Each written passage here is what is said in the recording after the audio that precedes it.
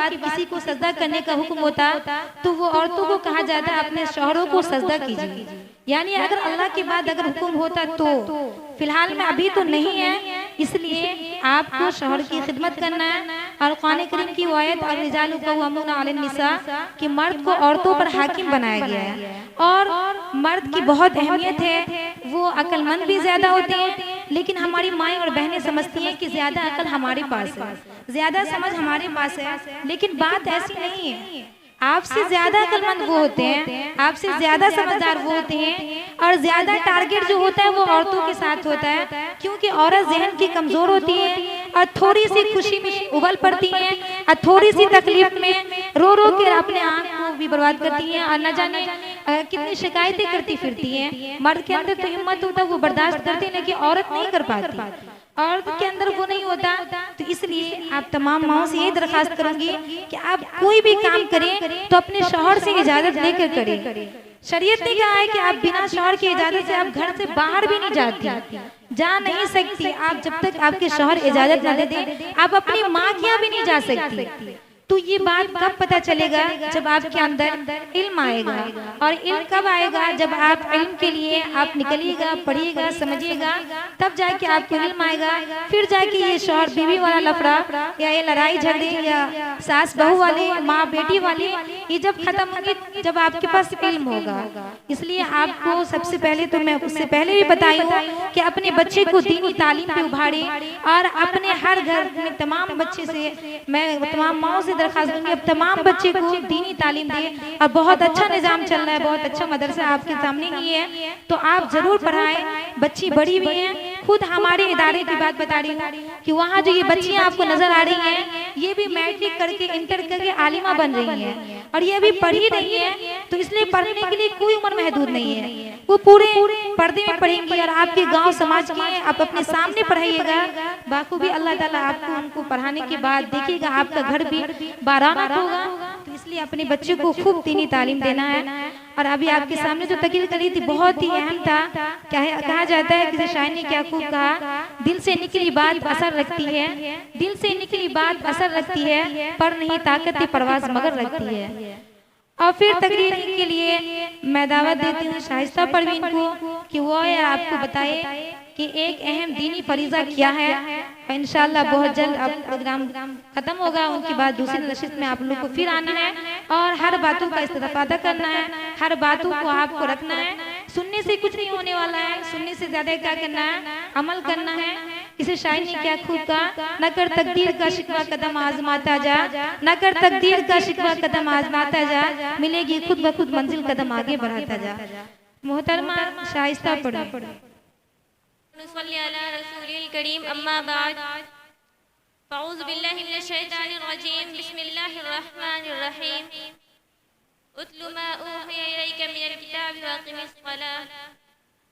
وہ ایک سجدہ جسے تو گراں سمجھتا ہے، وہ ایک سجدہ جسے تو گراں سمجھتا ہے، ہزار سجدوں سے دیتا ہے آدمی کو نجات.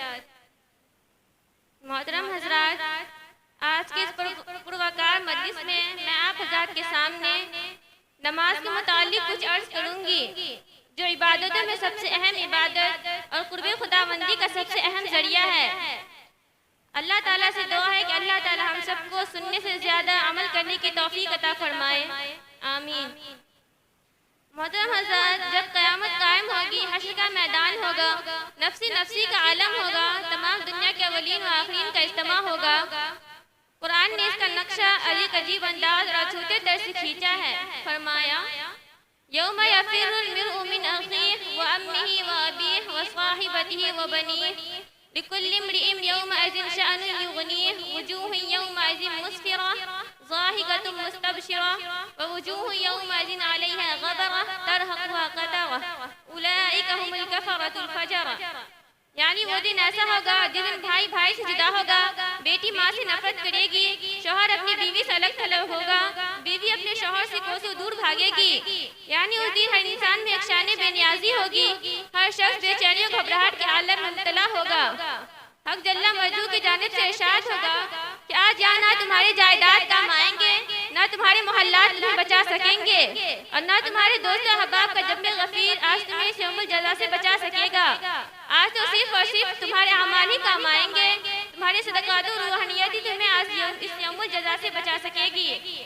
ارشاد ہوگا یہ گھڑی محشر کی ہے تو عرصۂ محشر میں ہے، یہ گھڑی محشر کی ہے تو عرصۂ محشر میں ہے، یاد کر غافل عمل گر کوئی دفتر میں ہے۔ محترم حضرات، ان تمام اعمال میں سب سے پہلے نماز کے لیے سوال کیا جائے گا، پوچھا جائے گا ہم نے تمہیں صحت و تندرستی عطا کی تھی، تم نے اسے نماز کے لیے استعمال کیا یا نہیں؟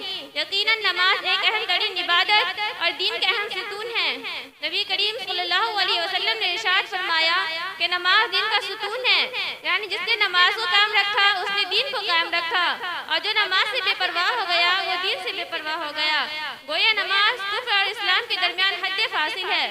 محترم بزرگوں اور دوستوں، آپ نماز کی اہمیت کا اندازہ اس بات سے بھی لگا سکتے ہیں کہ بیماری کی حالت میں بھی نماز معاف نہیں ہو سکتی۔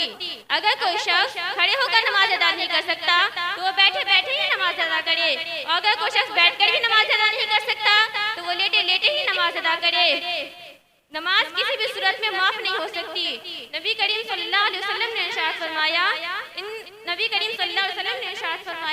من ترک الصلاۃ متعمدا فقد کفر، یعنی جس شخص نے جان بوجھ کر نماز چھوڑی اس نے کافروں والا عمل کیا۔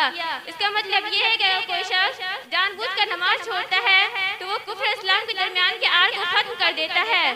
نماز ایک نور ہے، اس سے دل کو روشنی ملتی ہے، ٹھنڈک حاصل ہوتی ہے، سکون و اطمینان میسر ہوتا ہے۔ نبی کریم صلی اللہ علیہ وسلم نے ارشاد فرمایا قرۃ عینی فی الصلاۃ، یعنی میرے آنکھوں کی ٹھنڈک نماز میں ہے۔ جب بھی کوئی گھبراہٹ کا موقع ہوتا یا کوئی مصیبت نازل ہوتی تو نبی کریم صلی اللہ علیہ وسلم فوراً مسجد کا رخ کر لیتے اور نماز میں مشغول ہو جاتے۔ اللہ تبارک و تعالیٰ نے قرآن کریم میں کئی جگہ ارشاد فرمایا اقیم الصلاۃ، یا یوں فرمایا کہ اقیم الصلاۃ۔ میں ساتھ ہی ساتھ آپ لوگوں کو ایک بات اور گزارش کر دوں جس سے آپ لوگوں کو معلوم ہوگا کہ اس کی اہمیت کس قدر ہے اور اپنے فرض منصبی سے کس قدر دور ہیں۔ اللہ تبارک و تعالیٰ نے ارشاد فرمایا کہ اقیم الصلاۃ، یا یوں فرمایا کہ اقیم الصلاۃ، کہ نماز قائم کرو۔ اس کا مطلب یہ ہے کہ اگر کوئی شخص خود بخود تو نماز پڑھ لیتا ہے، پنج وقتہ اپنی پریشانی کو خدا کے دربار میں جھکا لیتا ہے، لیکن اپنے رشتہ داروں کو، اپنے بیوی بچوں کو، اپنے ماتحتوں کو، عزیز و قربا کو نماز کے قائم کرنے کا حکم نہیں دیتا تو یاد رکھیں کہ وہ نماز کے قائم کرنے والا نہیں۔ اس لیے جہاں ہمارے لیے یہ ضروری ہے کہ نماز پڑھیں، وہی ہمارے لیے بھی ضروری ہے کہ اپنے رشتہ داروں کو، اپنے بیوی بچوں کو، اپنے دوستوں کو، عزیز و قربا کو نماز کے قائم کرنے کا حکم دے۔ ہم اس سے کس قدر دور ہیں، اپنے فرض منصب سے کتنی دور ہیں۔ آج ہم جہاں ذکر و اشکار کی محفلوں میں بیٹھتے ہیں وہی ہمارے ماتحت، ہماری مائیں بہنیں چغلی، غیبت، ان جیسی بیکار قسم کی باتوں میں مشغول رہتی ہیں۔ ہم انہیں منع ہی نہیں کر سکتے کیونکہ ہمیں ان کی آخرت کا فکر لاحق نہیں ہوتا۔ آج ہمارے پورے معاشرے اور سوسائٹی کا یہی حال ہے۔ اللہ تبارک و تعالیٰ ان سے ہماری حفاظت فرمائے۔ محترم حضرات، ہماری اس دنیا میں آنے کا مقصد یہ ہے کہ ہم یہاں اچھے اعمال کریں، خدا کے حضور فرو ہو جائیں، فحش اور بری باتوں کا ہم سے خاتمہ ہو جائے، اور یہ تبھی ہوگا جب ہم نمازوں کا اہتمام رکھیں گے اور خدا سے لو لگائیں گے۔ اللہ تبارک تعالیٰ نے ارشاد فرمایا ان الصلاۃ تنہی عن الفحشاء والمنکر، کہ بے شک نماز فحش اور بری باتوں سے روکتی ہے۔ آئیے ہم عہد کریں کہ انشاءاللہ پس وقت اپنی پریشانی کو خدا کے دربار میں جھکایا کریں گے، اور اللہ تعالیٰ سے دعا ہے کہ اللہ تعالیٰ ہمیں اور آپ کو اور تمام مسلمان بھائیوں اور بہنوں کو نماز کے اہتمام کرنے کی سچی توفیق نصیب عطا فرمائے۔ آمین۔ وآخر دعوانا ان الحمدللہ رب العالمین۔ اچھی لگی تو حسنین اردو میڈیا کو لائک کریں، کمنٹ کریں، شیئر کریں اور سبسکرائب کرنا بالکل نہ بھولیں۔